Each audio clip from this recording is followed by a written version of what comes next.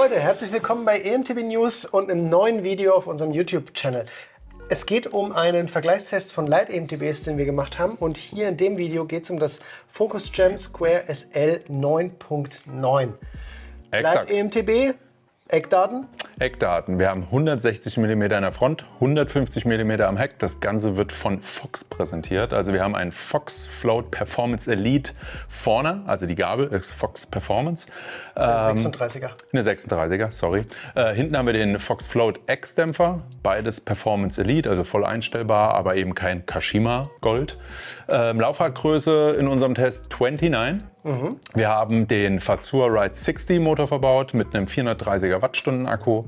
Wir kommen auf 19,2 Kilogramm bei dem Fahrrad, also ohne Pedale natürlich. Der Preis liegt bei... Das günstigste Rad im Testfeld liegt bei 8.999 €. Weil ich gerade das Testfeld anspreche, nur kurz die Info, welche Räder wir noch im Test hatten. Dazu gibt es andere eigene Videos. Wir hatten noch im Test das Centurion No Pogo SL, wir hatten das Orbea Rise LT, das Santa Cruz Heckler SL, Specialized Levo SL und Scott Voltage E-Ride 900 Tuned. Alles Lite-EMTBs mit Federwegsbereich zwischen 145 am Heck und 155. Exakt. Carbonrahmen, verschiedene Motorsysteme, auf jeden Fall super spannend. Jetzt geht es aber hier um das Focus Gem Square SL. Ein ganz cooles Rad, kleiner Nachteil von vornherein, jedenfalls für mich. Das Rad hat nämlich keine Ladebuchse. Du musst den Akku also nehmen zum Laden. Genau, der Akku muss immer raus. Es gibt Leute, denen ist das total buggy, die sagen, hey, ich mache den Akku sowieso immer raus, mir ist das egal. Andere Leute sagen, eine fehlende Ladebuchse kann auch nicht kaputt gehen. Damit haben die auf jeden Fall recht.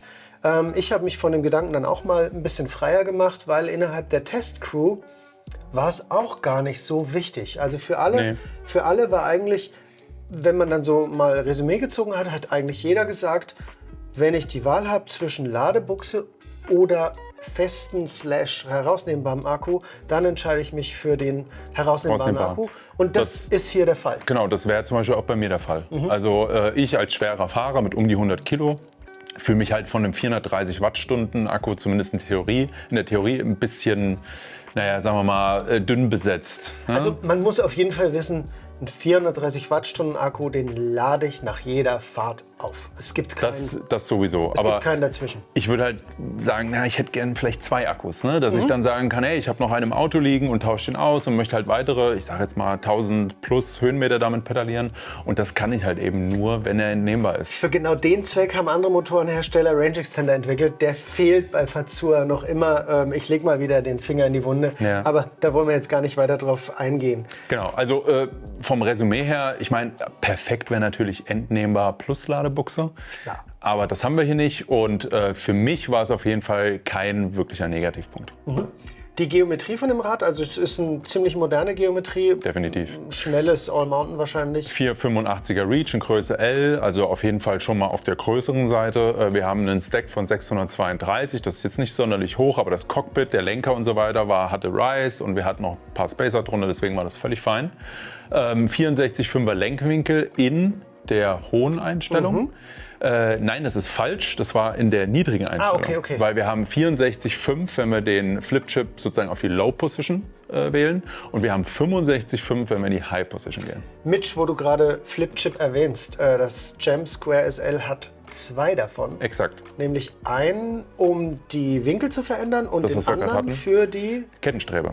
Also man kann die Kettenstreben von standardmäßig, sage ich jetzt mal, 440 mm auf 447 mm verlängern. Was gerade für mich als großen Piloten auf jeden Fall ein Vorteil ist. Ich kann einfach ein bisschen zentriert am Rad stehen und kriege noch ein bisschen mehr Druck auf die Front, was nicht verkehrt ist. Macht das Rad auch im Uphill wahrscheinlich zu 2 verschiedenen Rädern so ein bisschen, ja, auch in der Quirligkeit, Agilität? Es ist halt nochmal stabiler einfach. Genau, ne? Auch im Uphill, die Front steigt später und ich finde es ziemlich gelungen, weil du einfach dich entscheiden kannst, mit diesem Flip-Chip nur die Kettenstrebe zu bearbeiten und auf der anderen Seite nur die Geometrie anzupassen. Finde ich ziemlich cool. Taugt mir tatsächlich auch. Wir sind es im Test auch sehr viel in der langen Version gefahren, weil es das Rad einfach nochmal beruhigt und eben, wie du schon sagst, stabiler macht und so weiter. Es war, das möchte ich vorweg sagen, auf jeden Fall eines der Überraschungsbikes in unserem Vergleichstest. Wie gesagt, 6 Leit-MTBs und wir hatten wir hatten noch ein anderes Überraschungsrad, aber das hier hat uns auch ziemlich überrascht, weil Ja. Draufsetzen, wohlfühlen. draufsetzen, wohlfühlen, das war's. Das war hier wirklich der Fall. Also man kann ja vielleicht noch mal auf ein paar andere Komponenten kurz eingehen. Zum Beispiel die Magic Mary Reifen vorne in Supersoft waren natürlich auch was einfach nur Vorteile bringt am Trail. Wir waren im Trailpark Plesivek, das ist in Tschechien. Dieser Trailpark hat sehr anspruchsvolle Strecken, wie auch Flow-Strecken.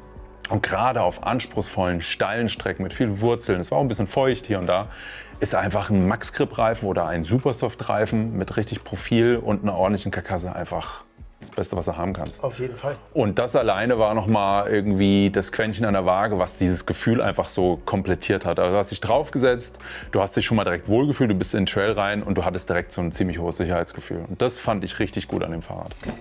Worauf ich auf jeden Fall noch kurz eingehen will, einige von euch kennen wahrscheinlich Focus E-Mountainbikes, die ein bisschen älter sind, mit der integrierten Kabelführung à la Focus. Nämlich da gingen die Bowdenzüge von vorne mittig in den Vorbau über dem Lenker in den Rahmen. Das sah immer ein bisschen aus wie so ein kleiner Wasserspeier, habe ich es genannt. Das ist hier anders, das ist neu gelöst. Es gibt jetzt quasi einen Vorbau, Lenker in Kombination, wo die Züge an der Seite neben dem Vorbau reingehen. Da wird nochmal eine Abdeckung drauf geklipst. Sieht deutlich formschöner aus, ist ziemlich gelungen, finde ich, ist aber auch natürlich speziell also ist keine Standardlösung, ja? Es ist eine Fokuslösung. Genau. Aber ich würde sagen, alle weiteren Details, was die Ausstellung angeht, findet ihr in einem Artikel. Da habt ihr alle Details dazu, eine Liste etc. pp. Und wir konzentrieren uns jetzt Auf den Motor. auf den Motor. Fazua Ride 60, sehr kleiner Motor, 430 Wattstunden Akku. Es gibt einen LED-Hub im Oberrohr, der anzeigt, wie viel Akkukapazität noch da ist oder welchen Modus man gewählt hat. Dazu ist da noch integriert eine USB-C-Schnittstelle. Dazu muss man das so ein bisschen rausklappen. Da kann man theoretisch ein Handy laden, man kann Updates aufspielen und so weiter. Und es gibt die Ring Control. Die Ring Control ist die Remote-Einheit und die hat immer so ein bisschen Grund zum Meckern, hätte ich gesagt. Ja, ist leider einfach ein bisschen zu, ich nenne es mal plebsig. Es ist so, Plebsig ist ein neues Wort, ich sage immer lömmelig. ja, es ist lömmelig oder plebsig, es ist halt einfach so Hartplastik. Ne? Es fühlt sich nicht gut an und es sieht auch nicht gut aus und das wird einfach der Performance des Motors einmal nicht gerecht. Aber Die ist ja auch, weil man kann nach vorne und hinten was regeln und zur Seite auch noch und damit wirkt die in jede Richtung ein bisschen wackelig einfach. Ja. Sie funktioniert, aber das kann ich sagen, Focus hat auf jeden Fall zugehört. Nicht Focus, ich meine natürlich Fazua. Fazua hat zugehört, weil die Ring Control wird schon länger kritisiert. Es ist auf der Eurobike eine neue Remote-Einheit präsentiert worden, die ganz anders funktioniert, ähnlich kompakt ist, aber einfach wertiger ist. sind wir mal gespannt. Da können wir gespannt sein. Motor selber schiebt sehr gut. Ja. Wie war es für dich, der eigentlich eher Power-EMTBs fährt? Ja, also das war wirklich so eine meiner intensivsten Erfahrungen, was jetzt Light-EMTBs oder Light-Assist-EMTBs angeht. So viele Räder am Stück zu testen. Und der Motor hat mich auch wirklich überrascht, weil der Fazua hat wirklich Power. Und auch das Batteriemanagement, also das heißt der Umgang mit den Wattstunden und der Reichweite, ist auch super gut. Also bei anderen Konkurrenten in diesem Test hast du den Biken fast zusehen können, wie sie abnahmen. Und beim Fazua ist es nicht der Fall. Also der hält relativ lange und er hat einfach richtig Schub. Ja, also was den Schub angeht, nur kurz die Zahlen. Wir haben hier 60 Newtonmeter maximales Drehmoment und kurzzeitig 450 Watt Spitzenleistung. Dafür muss die Ring Control gehalten werden, dann laufen die LEDs so durch und dann hat man 10 Sekunden circa diesen maximalen Schub. Und das ist schon in technischen Sektionen sehr hilfreich tatsächlich. Ja, definitiv. Also das Fahrrad, also ich würde sagen, wir gehen mal in Richtung Trail bzw. Testeindruck. Also im Uphill muss ich sagen, man hat eine super gute Position im Fahrrad gefunden. Man sitzt ziemlich zentral, man sitzt schön aufrecht. Wir haben knapp 77 Grad Lenkwinkel zusammen mit einer relativ hohen Front. Macht das einfach eine schöne Position, eine effiziente Position im Fahrrad. Dazu natürlich ein Motor, der auch Druck hat, der dich aber auch nicht überfordert, würde ich sagen. Also das ist vielleicht für super leichte Piloten oder Pilotinnen ist es vielleicht viel Power, aber Kann ich eigentlich über die App auch ein bisschen genau, regeln? du kannst es ja regeln. Ja. Aber grundsätzlich viel Traktion. Das Vorderrad steigt super spät. Du kannst es ja auch noch mal durch die Geometrieeinstellungen ein bisschen variieren. Das heißt, mit längeren Kettenstreben fährst du noch mal ein bisschen stabiler bergauf. Und wenn du es ein bisschen agiler brauchst, gehst du halt auf die kurzen mit 440 mm.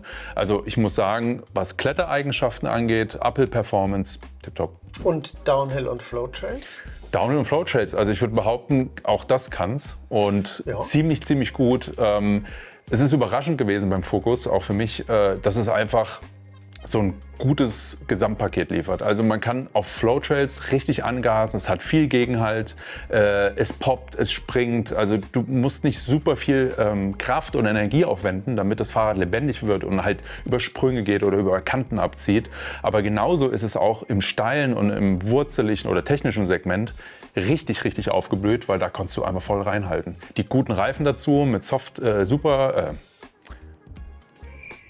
super Soft-Karkasse an der Front. Karkasse. Die helfen natürlich auch nochmal, weil die verbeißen sich richtig schön im Boden. Und das Gesamtpaket, gerade bergab auf roughem oder steilen Gelände, mega gut. Ja, geht mir genauso. Also für mich war es auch so ein kleiner Augenöffner, das Focus Jam Square SL.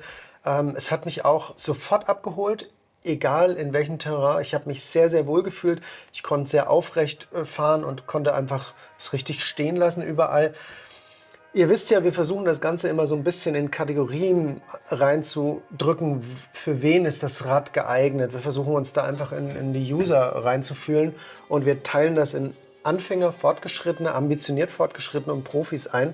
Und je mehr Einsatzbreite da ein Rad hat, desto besser. Und das Focus Jam Square SL taugt in unseren Augen auf jeden Fall vom Anfänger bis Profi. Das bedeutet, ein Anfänger bekommt ein gutmütiges, intuitiv zu fahrendes Rad.